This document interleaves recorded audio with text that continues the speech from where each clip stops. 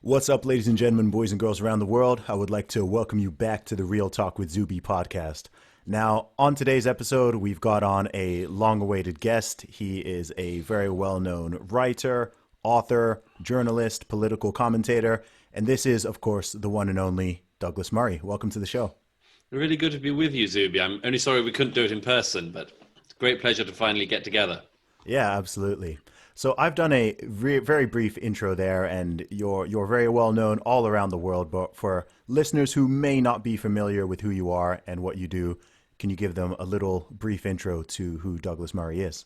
Sure. I'm a writer. I've been a writer all my adult life, which covers a multitude of sins. You can say a writer when you're a writer when you're working and when you're not. It's a very useful cover. It really is. Um, and Yeah, I write nonfiction. I always have done. I've written on a lot of subjects, but most recently, in recent years, on politics and what I would describe as sort of culture war issues. I'm very keen that we spend as little time as possible in our lives wasting ourselves on fruitless pursuits.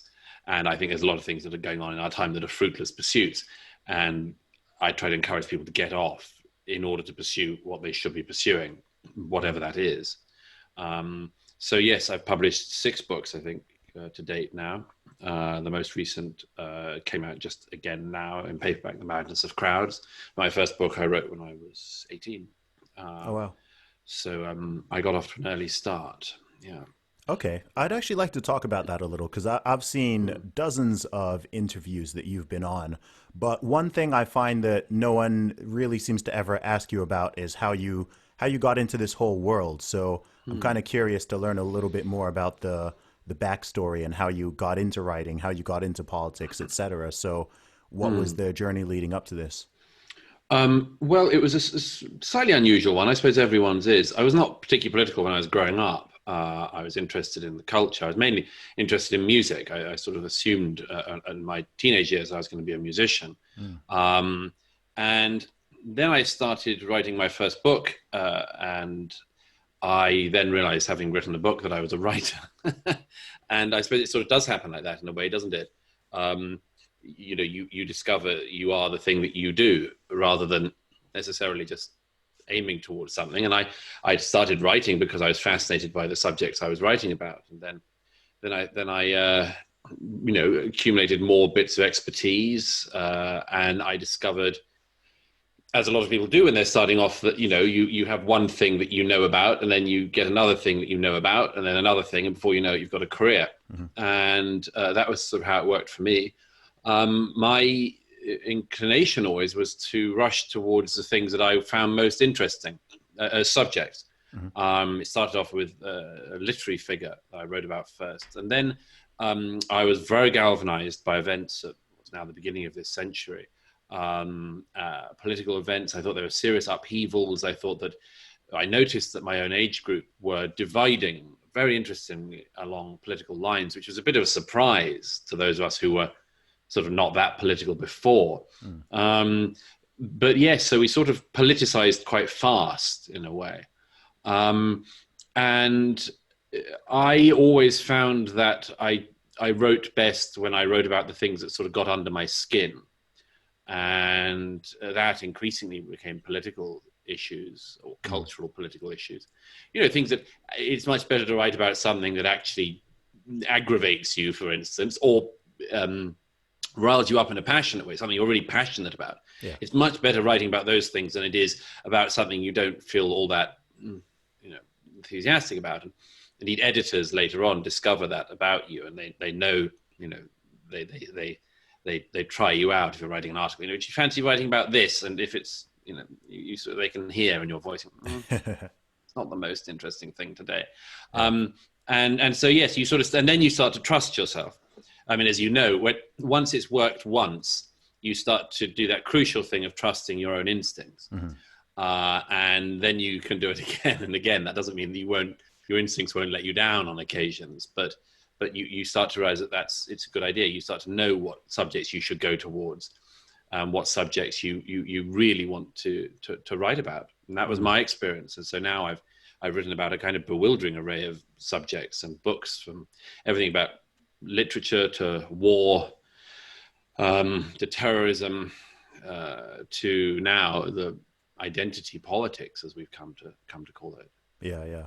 I mean, one thing that's, and I think one thing that I really greatly admire about you and respect about you, and I think something that draws a lot of people towards your books and your commentary and your interviews and everything like that, is that you are willing to honestly broach topics that have become or are becoming taboo in a sense, right? You Yes. talk about this in The Madness of Crowds. You talk about it a bit in The Strange Death of Europe, about how there are certain topics and things in society which are important, not always directly political, but also social, also cultural, etc., where you're not allowed to talk about them. And if you are allowed to talk about them, you're only allowed to express one certain perspective, even if that is not necessarily the majority perspective. So there are a lot of issues where actually, if you were to poll, the UK population as a whole or a Western population as a whole, you might find that 8 out of 10 people hold a certain perspective, but that perspective is the one that you're not allowed to voice in That's public right. under threat of punishment. But you're someone who doesn't care about that, right? As you say, you're happy to sort of jump on these landmines, and Well, so yes. yeah, I mean, because the subjects you're not meant to look at are the ones that are the most interesting, aren't mm, they?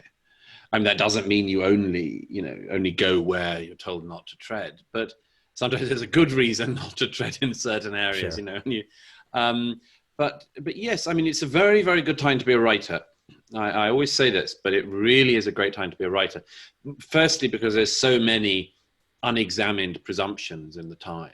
mm, And secondly, that not many people want to tread on them. A lot of people really do feel very cautious about saying things, even when they are, as you say, rightly, majority views. mm-hmm. And the third thing is that in historical terms, it's a much safer time to be a writer doing that than it has been historically. I mean, we shouldn't forget that in history, when people tread on the issues you're not meant to tread on, basically blaspheme the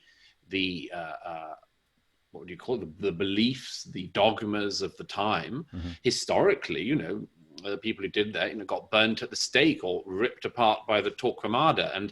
And although there are virtual versions of that, comparative to almost any point in history, in fact, any point in history, we can have these taboos out and break them and have more honest conversations without anything like the threat that used to exist in the past. So I do understand people's reluctance to particularly if they have what describes a regular job, they might worry about whether or not they're going to be made unemployed. I completely understand that. But for writers, I mean, I don't see the point of being a writer and not trying to find out where the things are that are unexplored and try exploring them. Yeah, I mean, it's kind of strange to me. I mean, as someone who grew up in the Middle East, as someone who grew up in Saudi Arabia, which has a very different legal system and society and structure and politics, etc. I do find it interesting how in the freest, fairest, most equal under the law, so on and so forth, societies, how people are becoming increasingly stifled Yeah. in their own speech, and just how terrified people are. I mean, both here in the UK, when I was traveling in the US, I sort of kept having the same conversation with people, which I imagine you probably get even more than I do, which is, hey, I love what you're doing. I agree with what you're saying. I love that you say it, but I can't do, That's right. I can't even tread in these waters. I'm Keep afraid of on, the, keep on tends to be the thing, yeah, yeah. keep doing what you're doing because I can't. Yeah, Yeah. exactly. And number one, why do you think that is? And number two, if people keep behaving in that way, where do you think it goes? I mean, I think the fear is in some ways a real one. As I say, I mean, it's always hard to put your own life in historical perspective. So if you've got a chance of losing your job, if you say something, it doesn't much matter if people in the past used to get burnt at the stake. Your job that's on the line. It's your household income that's at risk. So I do understand why people have that sort of fear that you describe.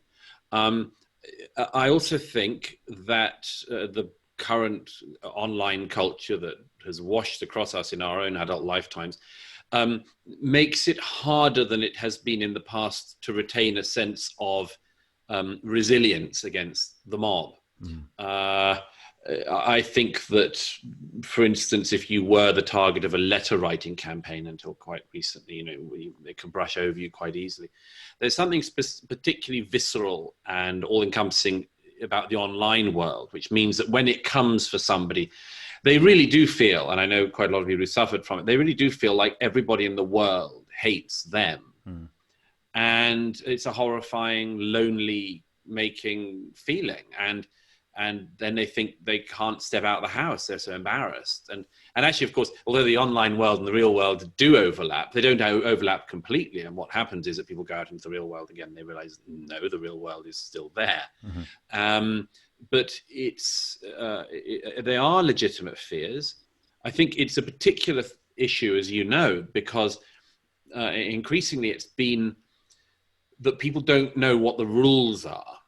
You see, if there were really clear rules, then it would be easier to break them and easier to follow them. Sure. And I think the thing that's causing so much just agitation and disquiet at the moment is because so many people are just not sure what the rules are. Let me give you a very quick example. When there was an episode in the UK a little while ago where a prominent member of the cabinet, a defense minister no less, I mean, it's a serious job, was accused of 16 or 17 years earlier touching a female journalist's knee, and he was subsequently made to resign over this. And he supposedly touched a female journalist's knee 17 years earlier, and he put his hand on her knee, and she said, I know the party involved, she said, take your hand off my knee or I'll thump you. Which is, it was one way that women can deal with that. And he took his hand off the knee, and that was it. And I mean, it was a sort of story that went round for some years. And then when he became defense minister, it kind of bubbled up again. And then the Me Too thing happened. And then, the rules all seemed to be in flux, and everyone was desperate to find guilty male perverts. And, and the bar lowered somewhere, and somewhere the historic knee touch became a thing, and he had to resign. And I say that because what's really interesting at moments like that is that for better or worse, societal manners shift very swiftly at such moments, and non-criminal behaviors suddenly become almost criminal. And people are asked questions in their workplace like, can you assure me, I think this is a question he was asked by the Prime Minister before resigning, can you assure me that nothing like this has ever happened on any other occasion? Can you assure me you have never made an inappropriate advance for a woman? And because you don't know what the new rules are exactly, nobody can give that assurance. And so you get a few people piping up, who are always, by the way, the guilty ones. Once you pipe up and say, it's outrageous that any man ever put his hand on a female knee, and it's appalling, and these men must be strung up. Those people always total pervs. Absolutely reliable rule. So watch out for them. But most normal men in that situation they put their heads down, because basically everybody has done something, which is tricky, shall we say? Once, and the crucial thing is, once the manners and the norms start to shift, you just don't know what the rules are. And we've got that on issue after issue. I mean, as I write, relations between the sexes, obviously that's a very big, for good and ill, it's been shifting a lot in recent years. But the rules aren't very clear. In fact, they're not clear at all. And it's the same on each of these identity issues. And I think that's what's making the era so particularly febrile.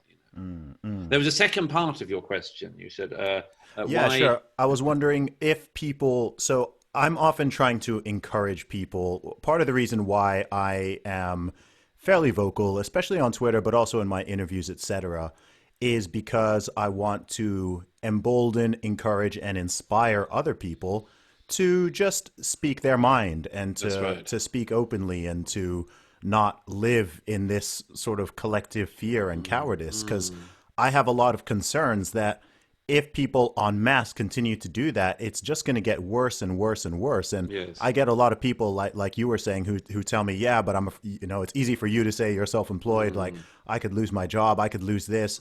And I'm thinking, well, and a lot of people will say, oh, I've got children, I need to look after my Yeah. children. But I think in 5 years from now, 10 years from now, 15 years from now, if people continue with that attitude, then what sort of world and culture are those children even going to inherit? Are they Yes. going to be Yeah. allowed Yeah. to say, are they going to be allowed to say anything? Are we going to have the That's return right. of, blasphemy laws and expanding hate speech laws just in a reversed sense? Yeah, yeah, I completely agree. I mean, you see little glimpses of exactly what you ended up with just at the end of that point there. It happening in places like Scotland, where there's an Mm. attempt to regulate speech that's just coming in. Um, of course, by the way, the absurdity of all of that is, I mean, the Scottish government can't run the healthcare system in Scotland. It can't run an education system. The idea it can police what everyone is thinking is just Mhm. preposterous. And But it's the even same with even any the idea government. that it should, though, even the Yeah, of idea that it course. should, yeah. Of course, I mean it's been attempted in a number of countries. I mean, Canada was a prominent example in recent decades where these human rights tribunals Mm. that are sort of official and just beneath the level of normal courts uh, could haul people in front of them for what they'd said online or in an article if they were journalists, and these things went on, and you think, have you not got anything you could be doing? Rather than this thing that you just shouldn't be doing. Mm. All of our countries have pretty good hate speech laws, or at least Mhm. incitement laws. And whenever somebody suggests that the solution is to have more laws to make sure we make people nicer, you just think there is a fool. There is a Mhm. fool. Mhm. Because as I've always said, a society in which even your deepest feelings can be trodden upon is the only society worth living in. Yeah. You know what it's like to live in a society where certain things, if you tread on them, are just totally disallowed, Mhm. Mhm. and it's not a pleasant society to live in. Yeah, and I, Um, I think what's really interesting with that, given my own sort of background and life experience, having grown up in, probably the most Islamic country in the mm, world, is the how it's essentially an inversion in terms of the laws. So there are things that I could say in Saudi Arabia openly and publicly that I'd get in trouble for saying in the UK, right. right? And Go on, then give there, us an example. oh wow. Oh boy. Okay, let's say anything that is not even not necessarily anti, but not super pro um, LGBT, shall Oh, we sure. say? Yeah, yeah, yeah, That of that course. that would be an obvious example. Mm. But then there are things that in the UK where you can say that here in the UK. To be honest, actually, there's also an overlap because there are things that you can't really say in Yes. in either of those because of fear of the same repercussions. Yeah, yeah. But I think it's interesting because I've had this conversation with people just around free speech and why the Mm. concept of free speech is important, etc. And often, people will always come with the argument about, well, you shouldn't be able to offend people, and Right. we have to care about people's feelings and things Yeah. like this. That's And what people say when they haven't thought about it at all. exactly. And Yeah.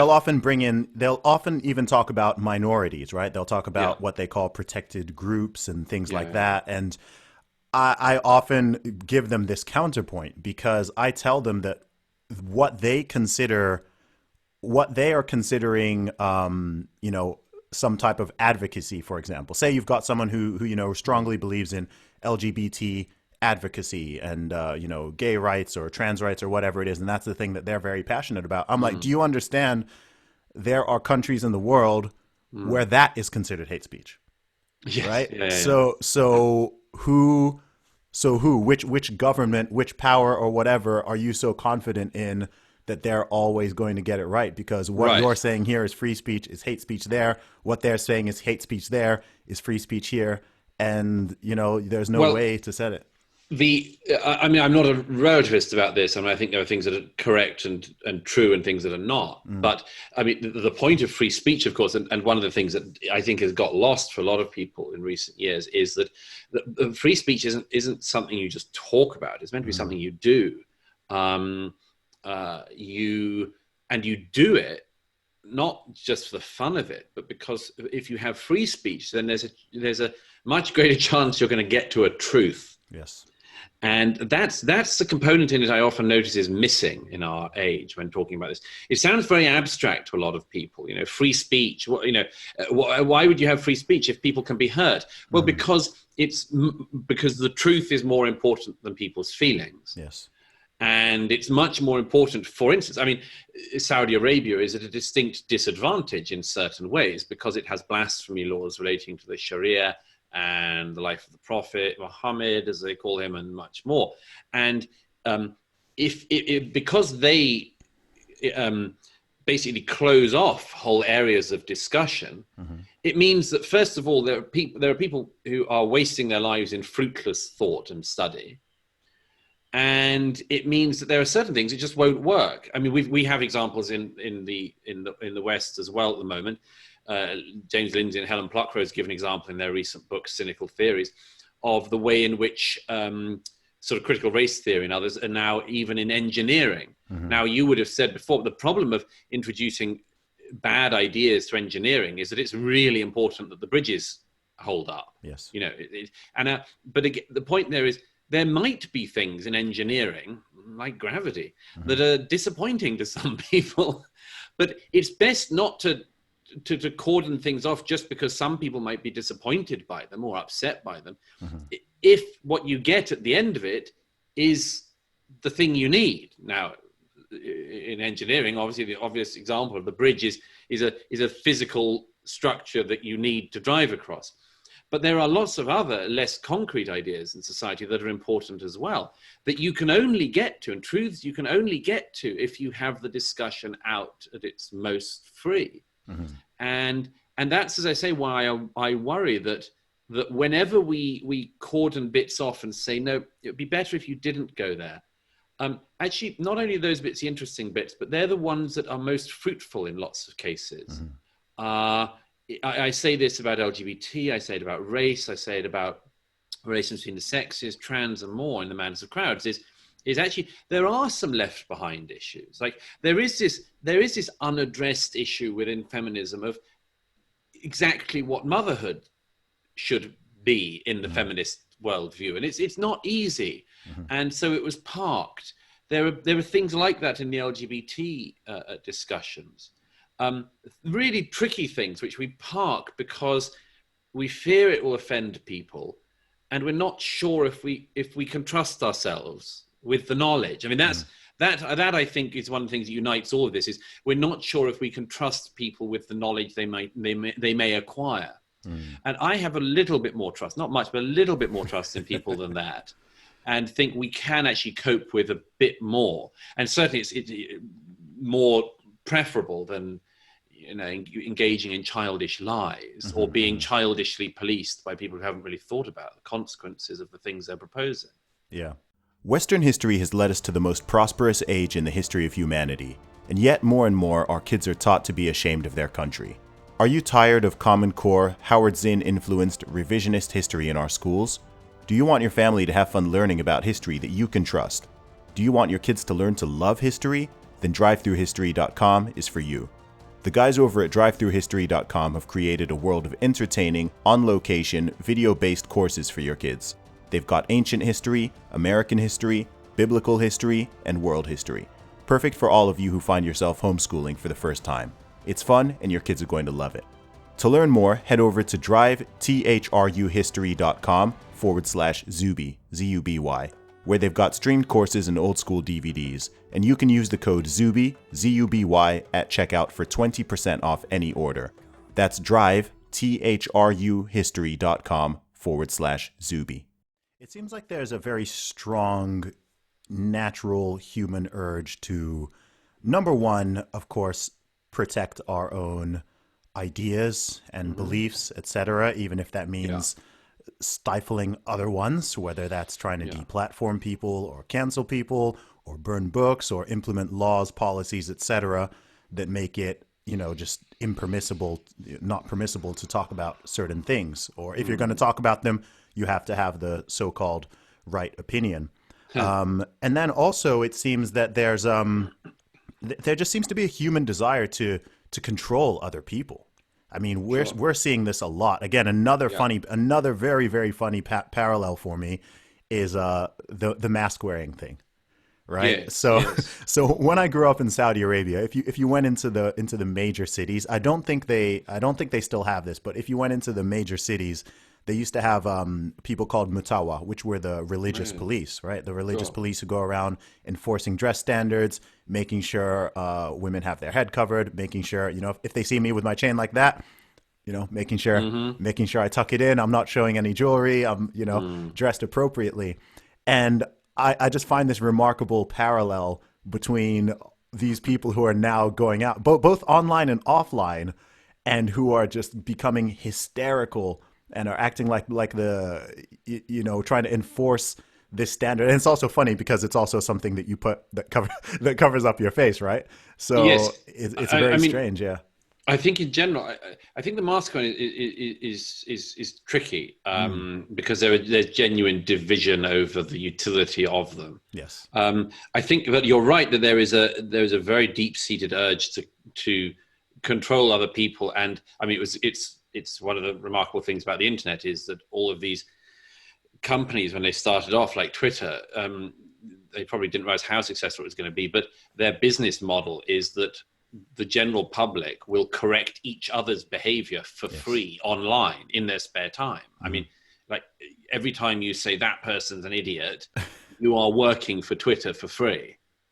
And you don't know that, but that's what you're doing, mm, and the reason the business model works so well is because this is such an instinct, this desire to correct. You mm, find somebody who's got no followers, but they've said something stupid and everyone piles on. They want to correct, they want to be seen to be correcting. yes.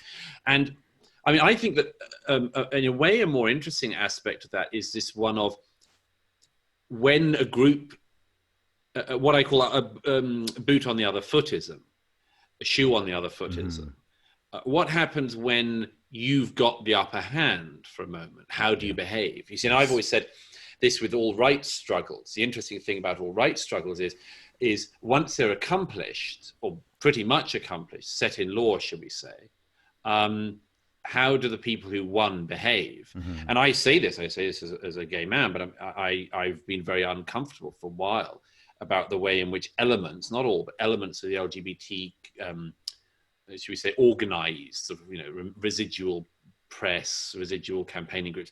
I've been very Mm-hmm. uncomfortable for a long time about the way in which they behave towards people who disagree with them. Yes. And I Yes. don't like it. And I start Madness of Crowds with a scene of this, a Christian group who made a film about basically something. It's sort of like voluntary conversion Mm-hmm. therapy. And I Yeah. went and I watched the film and spoke with the attendees and things. And I just felt very uncomfortable about the fact that these people had been chased from a couple of cinemas. They couldn't Mm-hmm. show their film in cinemas. They were gathering in a public place. We'd been hired for a private event.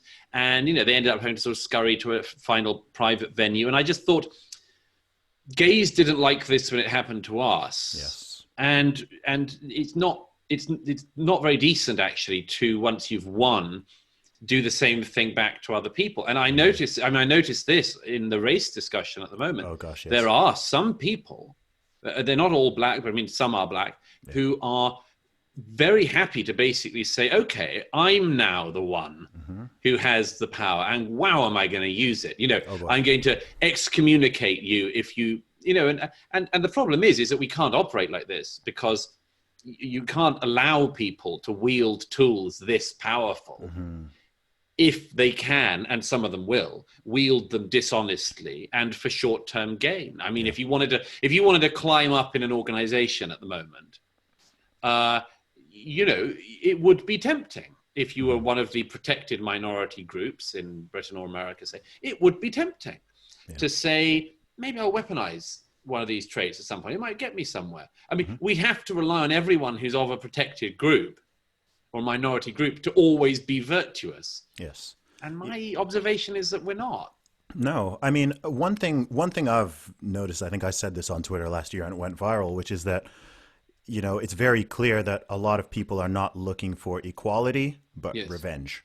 Yeah, Right. absolutely. Yep. A lot of people are Absolutely. looking for revenge. And there's a lot, this is maybe this is a controversial thought, but I've often thought that in history, where groups have done evil things to other groups and where people have been legitimately oppressed, subjugated, victimized, enslaved, etc.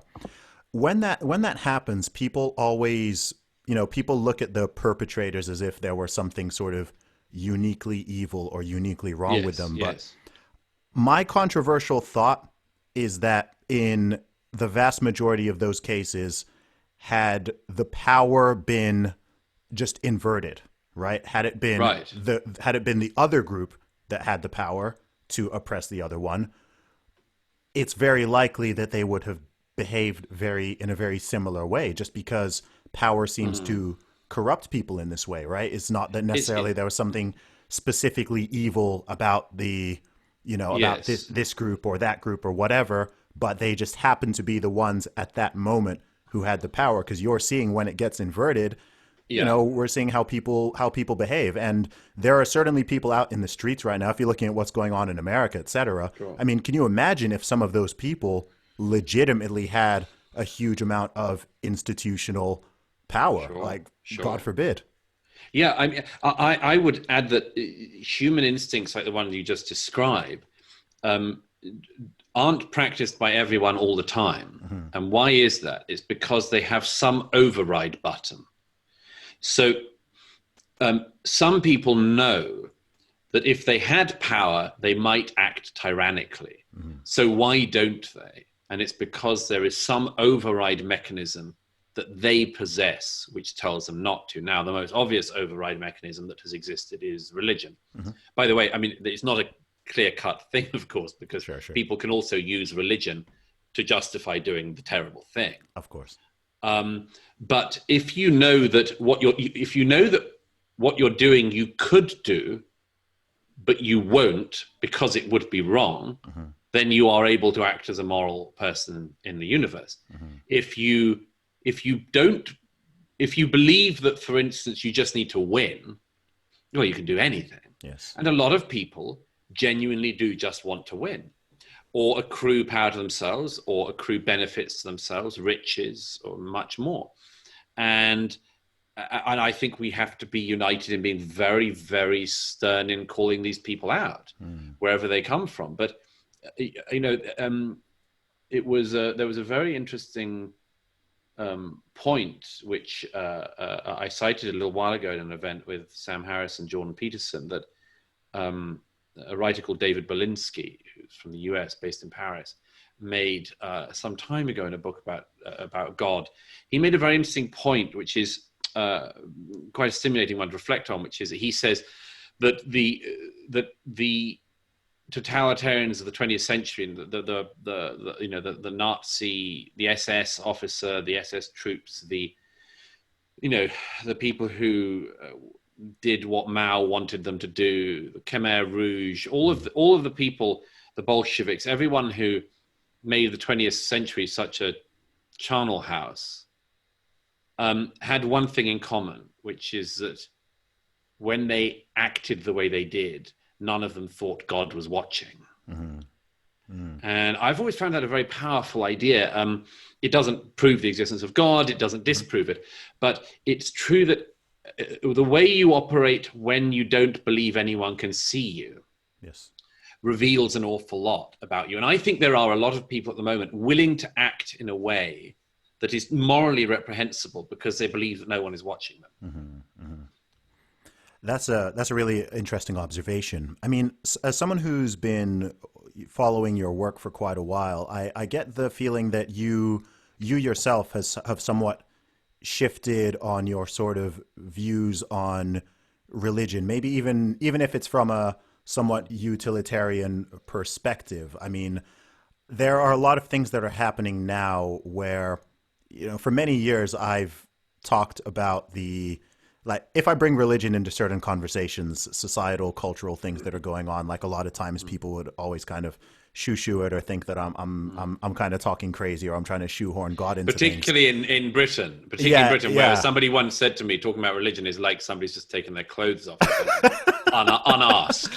Yeah, and again, like you know, I'm a Christian myself, but when I make these points, I'm not even arguing specifically in favor of my religion or making an argument for the existence of God. I'm saying in the absence of that or in the decline of that, what is it that comes in to fill that void of meaning and purpose and good and evil and all those sort of things in a lot of people? And I think it's very clear in 2020 in the modern Western world. I think it's very clear that there are a lot of religious undertones in multiple ways Yes. to a lot of things that are going on, whether this is this sort of woke intersectional social justice thing. Essentially it's become a secular religion. You're seeing what's going on with some of the BLM protests and the chanting and the, you know, trying to get people to you know, it's almost this convert or die sort of mentality. It's sort of the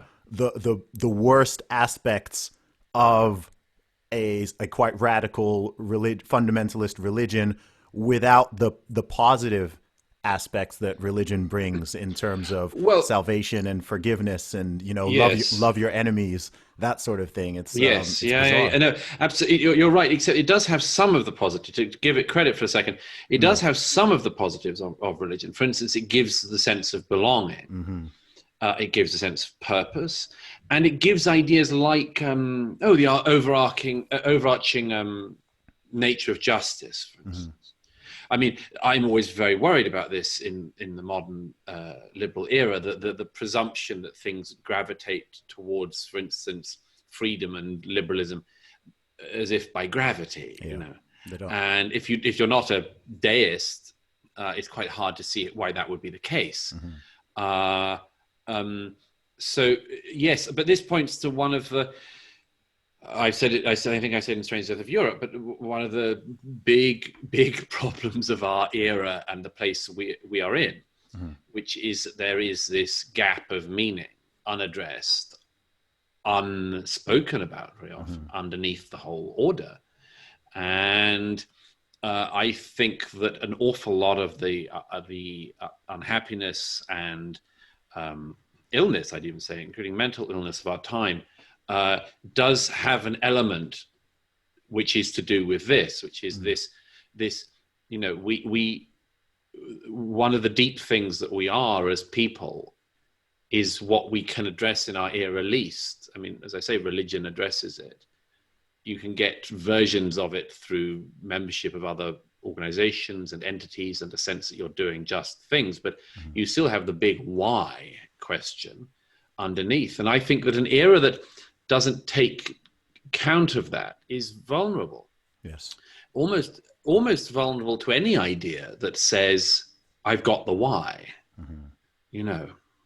Yeah, no, I've thought for a long time. I think, you know, I've got lots of atheistic friends, and I think that a lot of atheists can be overly idealistic. I feel like they think that if this is more the anti-theist types, the ones who seem to think that, okay, if we can sort of root religion out of society, then you know they have this utopian idea that everyone's going to be like Sam Harris.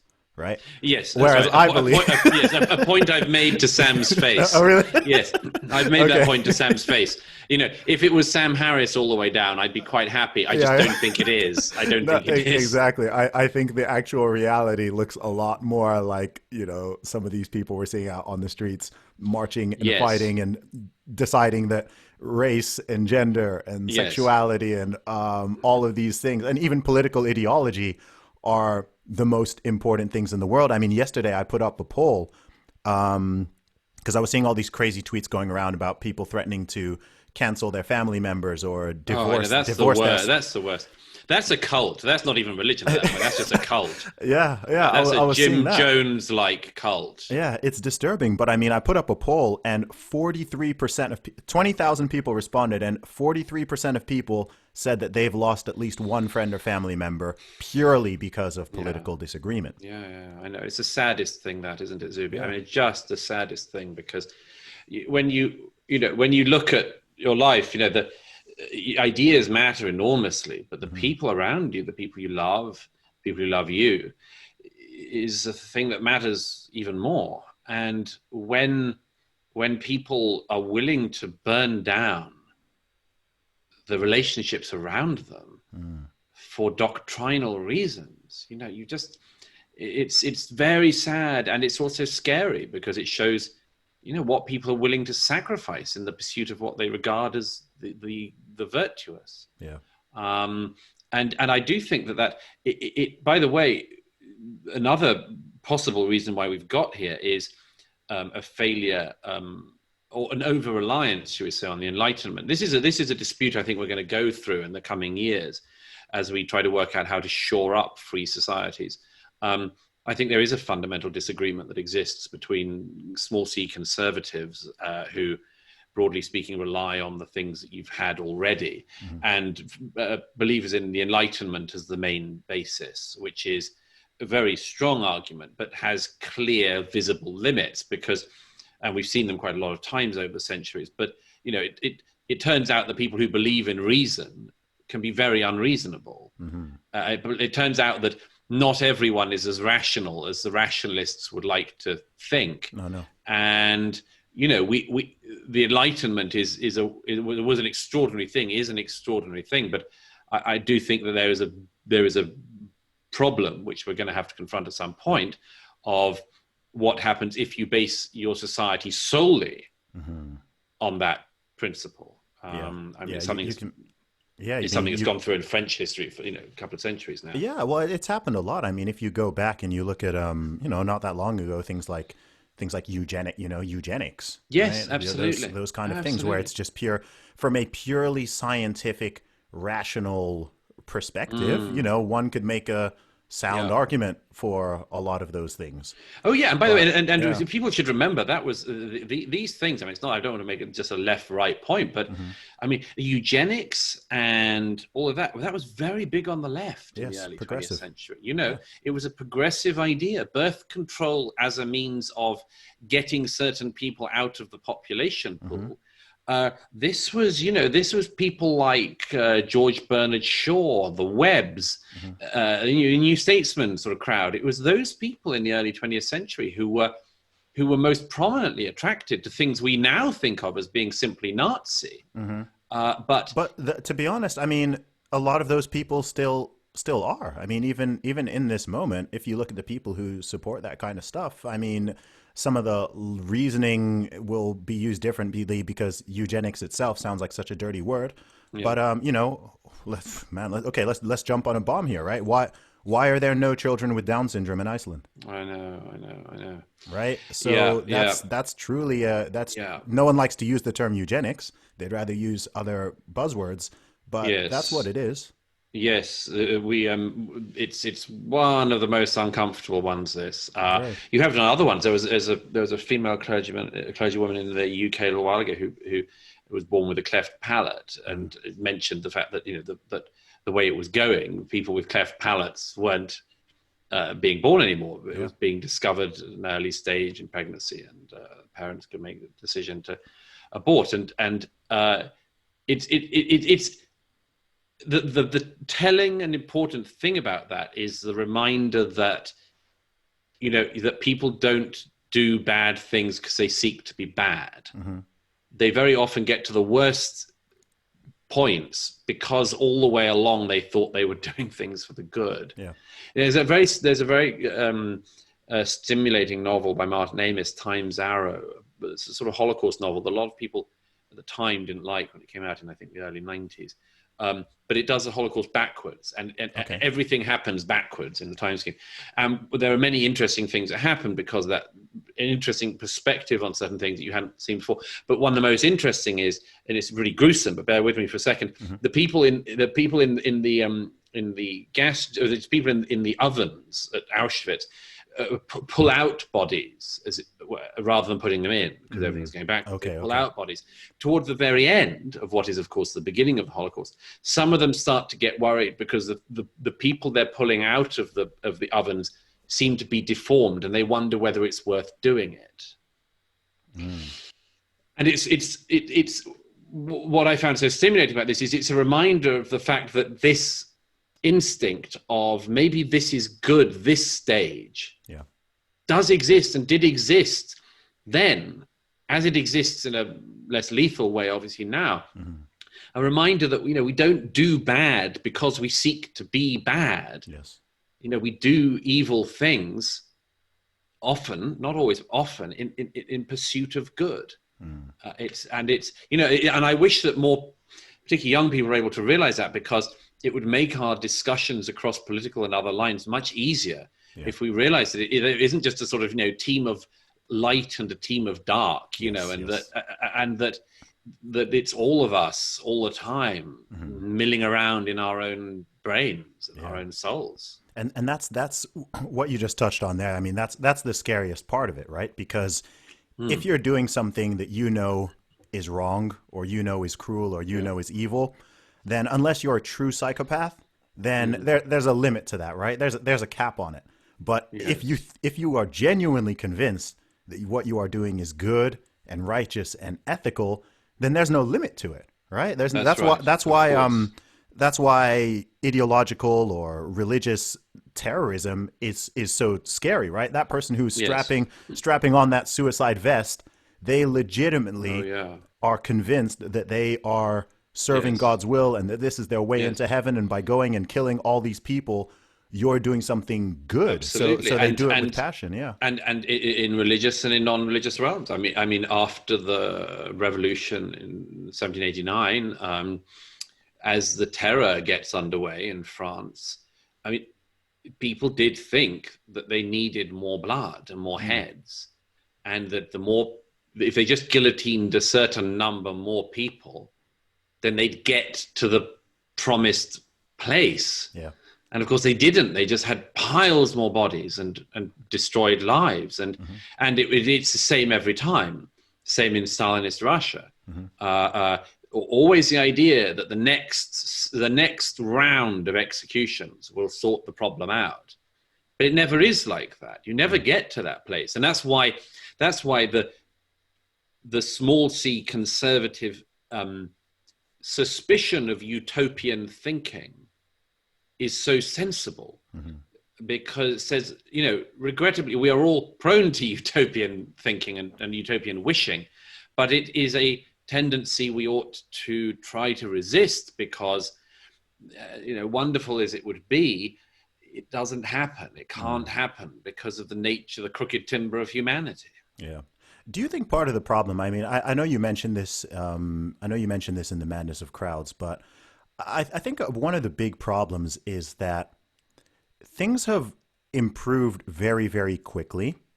And actually, for the first time in history, in the modern Western world, the position we're in right now as a society and as a culture is brand new, right? This is the first time where you truly actually have equal rights under the law, right? So the position of liberals, or the role of the left, all through the past centuries and decades was always quite obvious, right? You could always point at a group and say, okay, these people are being discriminated against under the law. Like this policy is racist, this policy is sexist, so on and so forth.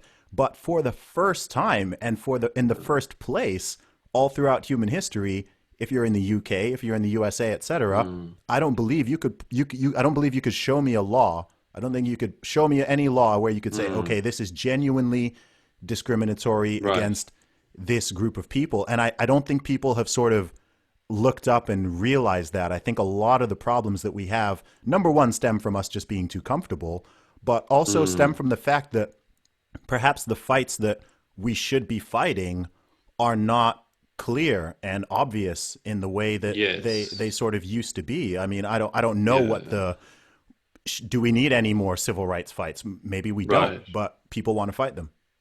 Yeah, it's a very important point. You know, you're very blessed if you live in an era where people care about microaggressions Yeah. against you. You know, you're very, very lucky. Most of human history was very, very aggressive, and it Yes. didn't care. It didn't care. Macroaggressions. Macroaggressions. Yeah, yeah. Macroaggressions on a huge scale, Yeah. and nobody had time for your microaggressions. And it's a tendency of the age to believe that if you fiddle with these remaining things, you do so with the force you previously applied to macroaggressions, you will solve the whole thing. I think actually we're being distracted, among other things at the moment, from things that are not solvable, but very, very worth addressing. And we're being derailed by people who are dishonest actors. And let me give you an example. Sure. I think there are significant swathes of America. I might say, I'm not a party political person, but I might say notably in certain democratic areas run by the Democrat Party, where incarceration rates for Black Americans, illiteracy rates for Black Americans, educational attainment for Black Americans, employment rates for Black Americans is dire. And in areas, I mean, we see this with recent rioting, in areas very often where there is a Black mayor, a Black police chief, a Black congressman, and so on. And then everyone starts talking about how everyone has got racism embedded in the system, and how if we address 1619 and the founding fathers and pull this down and that down, we'll solve it. And you think, of course you want to think that, because the job you should be doing is hard. The job you should be doing is hard. And that is, for instance, to do all of the things that would be needed to make sure that this kind of social breakdown didn't occur. Yes. Couldn't occur. That's hard. It's the most worthwhile thing to do if you're in charge of that. But it's much easier to just go around talking about how, you know, everyone should take the knee at NBA games or something like that. And that's what we're being distracted on. You know, we're being distracted. Honestly, I rarely ever use the phrase "as a Black man," but as a Black man, this is one thing that jars me so much. It jars me so much because, and part of the reason, you know, there's lots of reasons why I lean more conservative than I lean more to the left, but one of the big ones is this. You know, on the left side of the spectrum, and with a lot of these liberals and progressives, just there's so much, the levels of virtue signaling and condescension and wanting to talk the talk and say what seems to be popular and what you're supposed to say without actually addressing or even wanting to address or even acknowledge the genuine issue, right? So even if you take something like the Black Lives Matter movement, right? I would love it. I would love it if there was a Black Lives Matter movement that really was what it said on the tin. Right. Right. I think the USA in particular actually needs a movement called, I actually think it needs a Black Lives Matter movement, but I don't think it needs a Black Lives Matter movement that is solely focused on the rare and unfortunate incidents where a Black person happens to be killed by a white police officer in dubious circumstances, which happens a couple times a year. A couple times a year is too much, right? In last year, there were over 7,000 Black people killed, over 7,000 murders, right? Can this be spoken about? Even here in the UK, what about things like knife crime? As soon as you want to have the real conversation, you know, if you're white, they're going to want to call you racist. If you're Black, they're going to try to say that you're an Uncle Tom or I actually genuinely care about these issues. So for people who are just being dishonest and who want to just scream institutional racism and systemic racism and structural racism and white supremacy, I'm like, this is not This is not helpful. In fact, That's right. as far as I'm concerned, I'm like, you're part of the problem because you're Yeah. preventing the problem from being discussed. This comes back to what we were talking about earlier, that you're preventing this conversation from happening honestly, Yeah. and therefore you're preventing any real solutions. Look, if we could somehow eliminate all racism from everybody's heart, all racism, right? Would these problems still exist? And the answer is overwhelmingly yes. So that suggests very strongly to me that the primary issue we're dealing here is not some sort of specter of white supremacy or structural racism or institutional racism, et cetera. It's absent fathers. It's lack of education attainment. Perhaps it's lack of investment in certain areas. There are a whole bunch of things that we can talk about, but instead it's like the answer is always racism, and then people want to backtrack and retrofit the answer racism and apply it to everything, even where it totally doesn't make sense. And it's very, very frustrating to me. That is such a good point. And the example you give, knife crime in the UK, US, Black Lives Matter protests, is exactly the one, because we have got in the UK this sort of mini version of this, which goes around where every time there's a spike in knife crime in London, for instance, we have this sort of crock discussion. Either it gets onto stop and search policies of the police, which is like highly specific and not really the point. It's a bit of a point, but it's not the point. Yeah. And you either get onto that, or you get these weird generalizations about how we all need to increase hope or something. And I used to notice this with the terrorism discussion over the last couple of decades. You'd have a terrible thing would happen, a terrorist attack, an outrage or something, and the conversation would deliberately go. It seemed to me deliberately go both very macro and very micro at the same time. So you would have people say, "This is why we've got to ensure that internet search engines don't prioritize this on an algorithm," and then they'd say, "And also we've got to make sure that people feel that they're not hopeless," or something like that, or "We've all got our part to play." And I just always thought, no, that neither of those is the point. They're almost perfectly framed to avoid the point. Yes. One on one side, too broad for utility. And on the other hand, too specific to remotely deal with the problem. And the example of this with BLM, with knife crime, is a good example of it. If you agreed that the core of a problem, for instance, for Black America, is educational attainments, fatherless families, and much more, then that requires a hell of a lot of work. But it's work that would be the most worth doing work you could do. And the fact that you get these things instead on either side, things that are too broad to be useful and too specific to do anything, is exactly what's replayed. Exactly what's replayed in the British context here. Yeah. And I do think this is something we are being effectively manipulated into doing. That the conversation deliberately goes so wide or so shallow, precisely in order that we don't address this. And why don't we? We could get like political unanimity. If enough people said, "No, I call bullshit on this. Yeah, this is not the problem." Yeah, yes. I don't use the term institutional. I don't use the terms institutional and structural racism much these days. But I think that is the real. I think that's the real systemic racism. The fact that people do not want to actually. Right.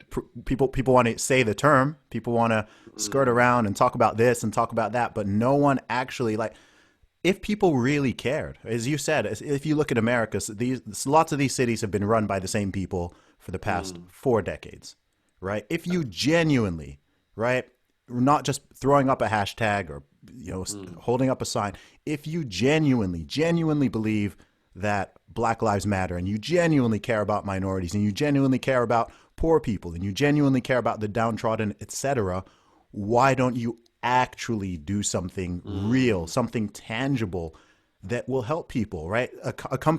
These companies virtue signaling on social media, putting up a black square, going around forcing people to raise their fist in the air, forcing people. What does this do? Who does this? It does nothing. It's virtue signaling to the maximum. It makes you look like you're some sort of great person or anti-racist or whatever. But people will go do this, and then they go back home and they just get on with their normal business. Yeah. And again, even with the rioting and the looting and all the stuff that was going, I'm like, how many people are getting harmed by this, right? And then even Right. these celebrities, Oh, I know. why don't they put their money? They were putting their money to bail out I people know. who destroyed By the the way, buildings. they've gone. They haven't you? Those celebrities have gone quiet of late. Have you noticed that? Of course. I mean, maybe they've run out of cash. I sort of think not. But that's a very Yeah. good example of just the crassness that some people are willing to engage in. That ends up encouraging people to think that if they break the law, then they've like some stupid celebrities got their back.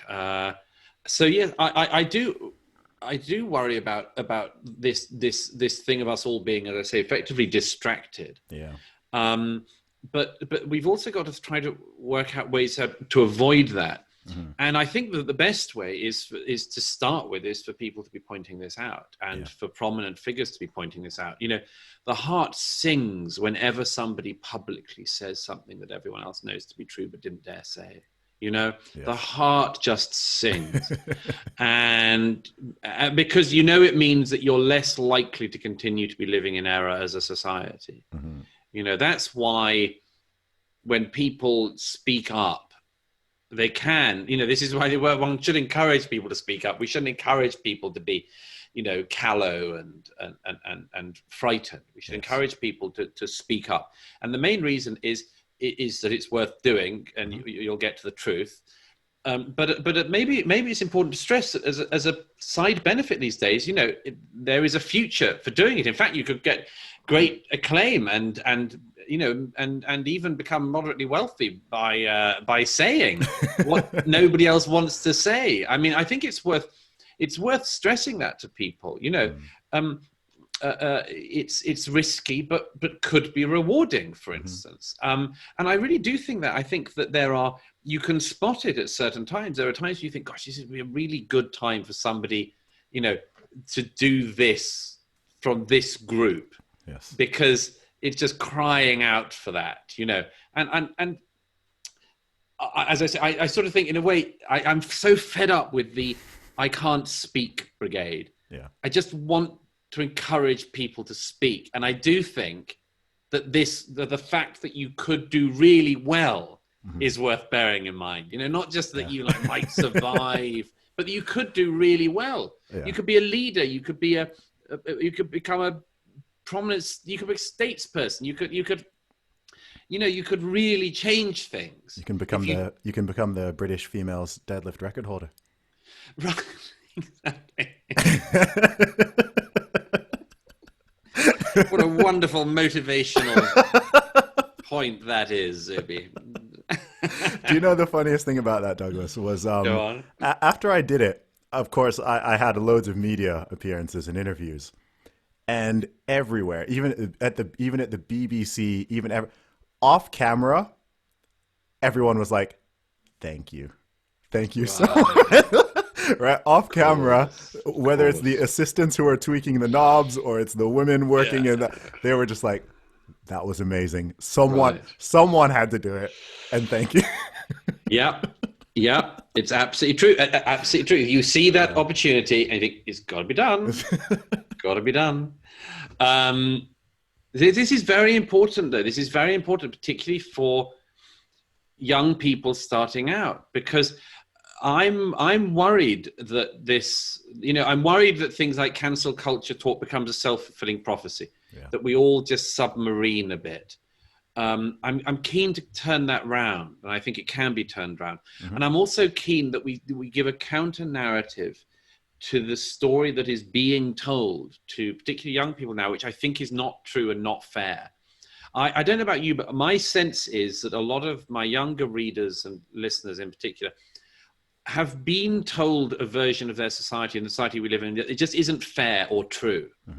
And it worries them because it doesn't accord with their own experience. But, when you're in your teens, you don't know what life was like in the 1990s. I mean, it's just like it's history, Yeah. and I think that as a result, some dishonest people have made a lot of headway in Britain, in America in particular, of portraying the societies in a very unfair light.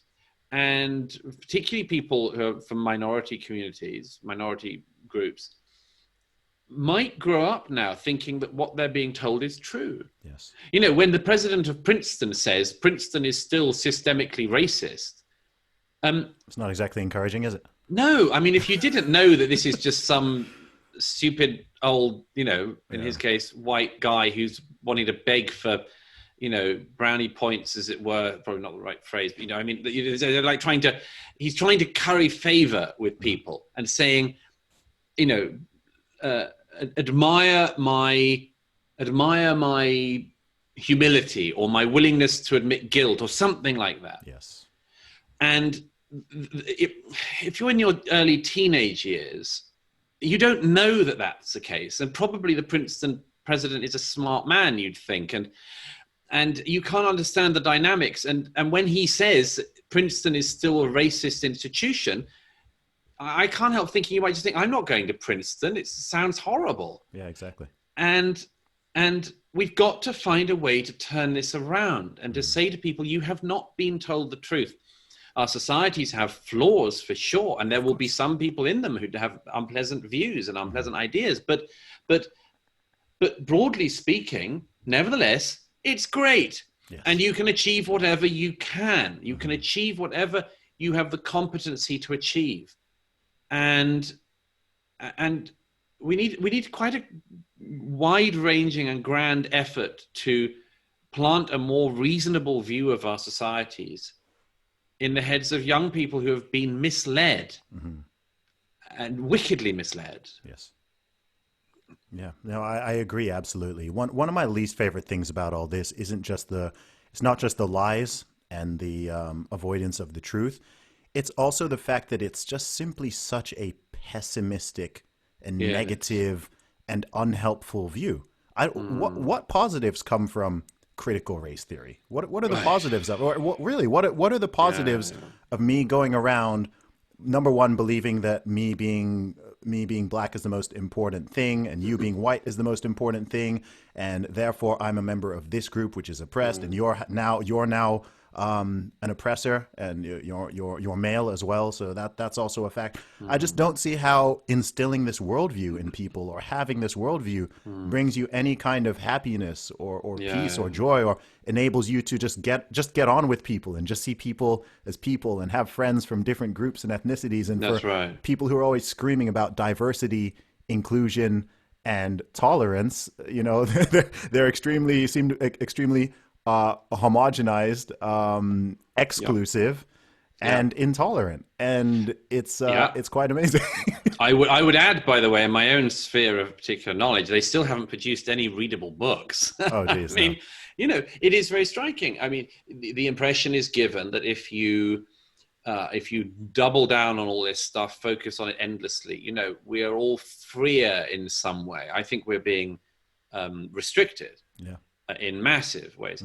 And I mean, I give this example in The Madness of Crowds, that, you know, there are writers in this generation who undoubtedly write worse than writers of a previous generation, despite being in a freer situation. Because in some ways, the whole social justice agenda is as boring and rigid and restrictive as any dogma in history. And, you know, I particularly mind it when people say about fiction writers, you know, there's been this push that my colleague Lionel Shriver has been particularly strong against. You know, there's push to say you shouldn't write characters in a novel that aren't from your background. And I think, don't you dare restrict what any man or woman can write in a novel. Don't you dare try to do that. This is the human imagination in one of its best playpens, you know. Don't tell people what to do when they're in it. And certainly don't do it if the stuff that you'd point to is so damn boring as the perfect, you know, the perfect thing at the end of that. And I'm very struck by this, that that we need to recognize that what we're being offered is not some kind of liberation theology. It's a deeply restrictive ideology, which will restrict human interactions as well as the human imagination and the ability of us to flourish. Yeah, most definitely. I remember in the aftermath of the George Floyd protests when the voice actors of various cartoons and TV shows started saying that they won't voice cartoon characters. The guy from The Simpsons suddenly like caved. Yeah, Simpsons. One of the guys who did the guy who voices Cleveland from the Cleveland show, because it's I think a white guy who voices a black guy, and he stepped down, and it's just again. I'm just like, who does this help? When they canceled Aunt Jemima, they wanted to get rid of Uncle. That's right.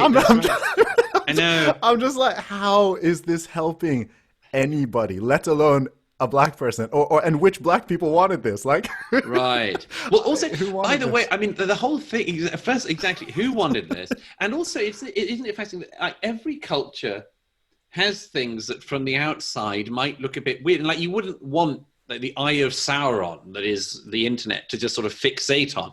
Yeah. Like, there's lots of comedy, there's lots of thinking, there's lots of books that are, I don't know, they have things which you wouldn't want everyone in the world to focus on. I see it all the time in literature. You sort of think, oh God, I hope they don't land on that, because that book's really good, and the fact that that sentence exists in it, I hope they don't find it, or that book will be cancelled. It's such a, but you see, the problem is though, is that it's this eye of Sauron I identify is so strong that when it fixates on something, it does make everything scatter when it alights on a subject. And it's just so strange that, as you say, it'll be like a syrup here, it'll be a rice here, and none of it solves any of the damn problems. And everybody always in the society that has them sort of like, well, no one's bothered by that. Like, we didn't have who was campaigning to stop the Simpsons voiceover guy being the wrong ethnicity? Like, show me that person. Yeah. It's very weird. And it's so weird as well, just because, look, I know, of course, just because something has happened or existed for a long time doesn't mean it should continue in that way. There's lots of examples where that's not the case, but sure. I mean, the guy doing the voice of Apu in The Simpsons, he'd been doing that for over 20 years, and well, okay, let me not say no one. Virtually nobody ever found it offensive or found it problematic or whatever. Nobody was bothered by Aunt Jemima smiling. Right. There's nothing even. There wasn't even any sort of. It's not even like she was some kind of caricature, and it's just a smiling woman on the bottle. Yeah. And then the decision that, okay, we need to. Well, this is unfortunately all the big overcorrections of our era are led by totally inappropriate people. Yeah. I mean, I say in The Madness of Crowds that if you wanted to change your sexual ethics between the sexes, I wouldn't start by doing Hollywood. I wouldn't start from the place that the term casting couch came from. Yeah. I wouldn't start there, because it's highly unusual, highly atypical, and has a load of things built in that most ordinary bits of society do not have. It is the place that most rewards beauty in the entire planet. So don't start there. Yeah. And a lot of the sort of Me Too thing starts to go wrong because stupidly it gets fixated on that sort of thing rather than on more commonplace issues that could be addressed. And I think to an extent this happens with the racism issue as well, is that we get it in these really atypical situations, and we end up focusing on the bit that we can solve. Apu in The Simpsons, a bit of casting here, like, again, Hollywood begging to be able to survive this era. I don't think the films in the newly diverse Oscars thing. By the way, the Oscars were pretty diverse in the past. If you look at the Best Picture winners, I don't think that we get better films if we have racial quotas. I don't think we do. I think all of it limits. human accomplishment and the possibilities, the potential of it. I don't think The Godfather would have been, I don't think it could have been a better film. And I especially don't think it could have been a better film if, you know, some of the mob were like randomly black or like a white guy from Essex. I don't know. I don't think it would have been better. I don't think Schindler's List would have been a more profound movie if either the perpetrators or the victims had been more ethnically diverse. How about trans? Well, yes, I mean, I mean that's the other thing. It's just hell for the casting, because you, as J.K. Rowling with this recent novel she's written and under one of her pseudonyms, the allegation that went around online that there's a trans or a cross-dressing serial killer at some point, which is not what the book's about, it turns out. But the idea of this was, it sent Twitter aflame and everyone went for J.K. Rowling again. And of course, you know that, I mean, like in future, we know when we watch the television that if there is a trans person, they can't, like, it'll be easy to do future murder mysteries, won't it? We'll know that the murderer cannot be the trans person. Cannot be the trans person. Like, it cannot be the black. It cannot be the black person. No. It cannot be the gay person. It's gonna have to be the one person they can make the bad person. Yeah. And it will be able to see it a mile off. It'll make murder mysteries. So it'll make them even more boring than they are currently, in my view. Yes, I mean it's. You know, I had an old friend from Ireland who died some years ago who once said to me, one of the most beautiful phrases I've ever heard in my life. He once said to me, he said, Douglas, he's lived in a number of countries in his life. He said, Douglas, he said, the point at which you're really equal is when you just have to put up with the same crap that everyone else has to put up with. Yeah. And I really liked this as an analysis of, what equality really meant for anyone. Mm-hmm. It was just that you have to, it doesn't make life perfect. It doesn't make it brilliant. It's just starting from the same conditions as everyone else and having the same opportunities, if at all possible, and my God, it's desirable. Mm-hmm. But also after that, just realizing that you have to put up with a load of crap like everyone else. Yeah. Yeah. No, 100%. Douglas, I want to be respectful of your time, but can you tell me what is it that you are most optimistic about?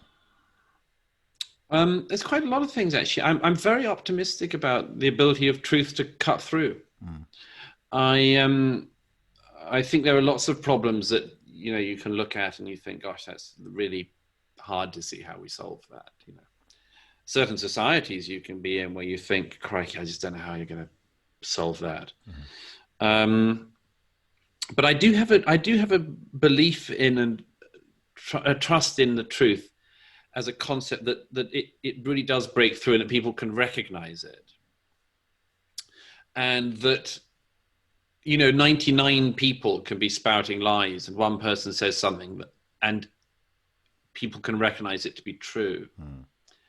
And I've got an enormous amount of encouragement in recent years and the extent to which people have started to emerge who are doing this in different realms, in different ways, with different voices, different outlets, have started to break the consensus, and that they're having a disproportionate impact.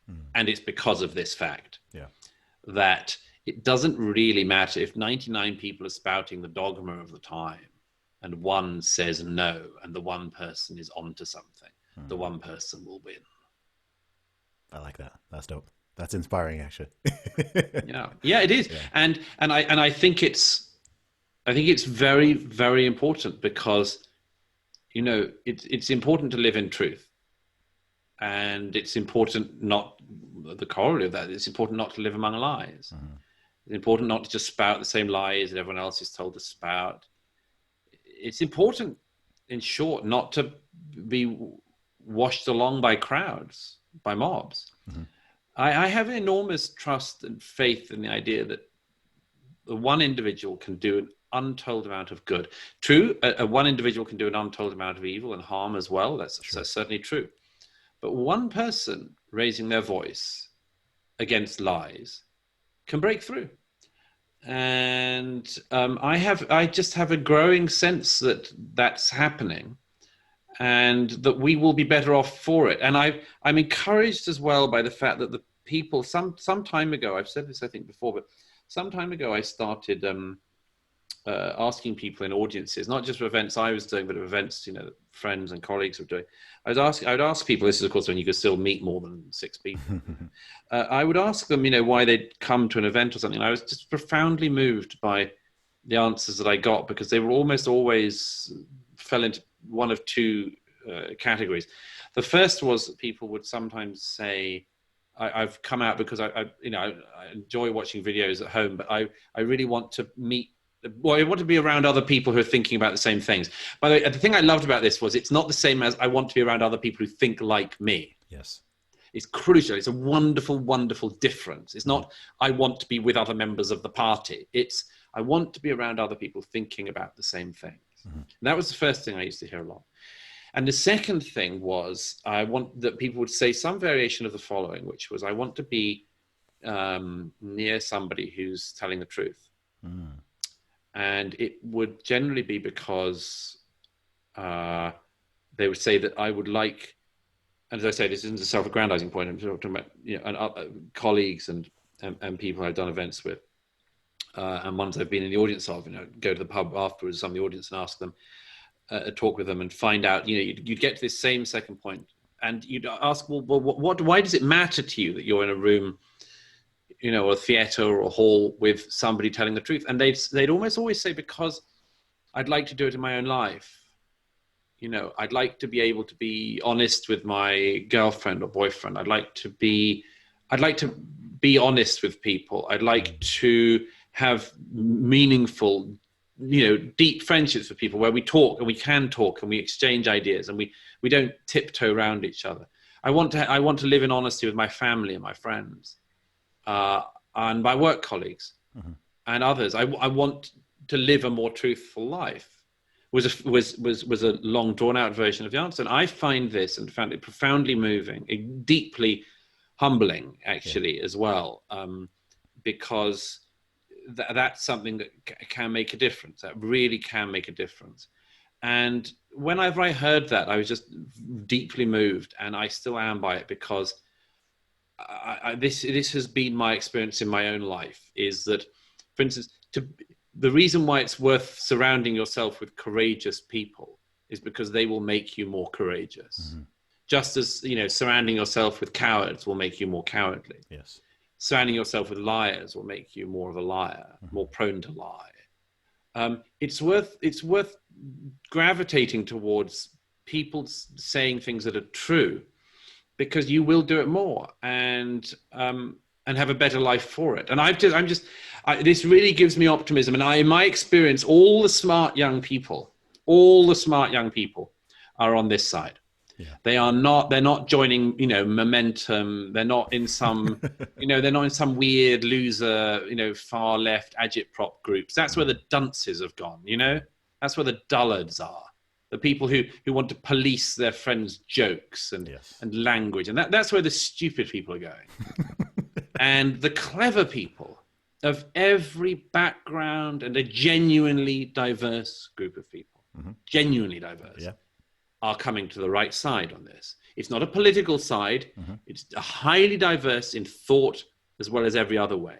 Yeah. The clever people are migrating in the right direction. They're realizing that what they're being offered is stultifying to their lives and to their souls. And that they are starting to realize, they're starting to gravitate towards people who they recognize will help them out and help them into being the people they should be. And I think it's wonderful. I'm not an optimist by nature. I'm deeply, deeply optimistic about that and the potential that people have as a result. Fantastic. Douglas, where can people find you online? Well, they can find me on Twitter at Douglas K. Murray, and they can find my website, douglasmurray.net, and that has updates on everything. And of course, all my books are available on Amazon and all Barnes and Noble and Watersons and all the other sites. And the latest, The Madness of Crowds, which addresses some of the things that we've been talking about today, is out now in an expanded edition. And I'm happy to say is a bestseller in the US and the UK at the moment, which is awesome. What every author wants, because it means you're actually getting read. And you never know that's the case when you're an author. You never know whether you're just writing for a small group of friends. But yeah, I'm very lucky in being not just an author and a writer who can say what I think, but also being read. Most definitely. Yeah. Madness of Crowds. Highly recommend it. Highly recommend it. And if you get the Audible version, if you get the audiobook, you get to hear Douglas rapping as well. So. Yeah, I think professionals are safe. I think. Awesome. No Douglas. Threat to the professional's livelihood. Thank you so much for coming on the show. It's Such a pleasure. Been an absolute pleasure speaking with you. Such a pleasure. Likewise. See you soon. Talk soon.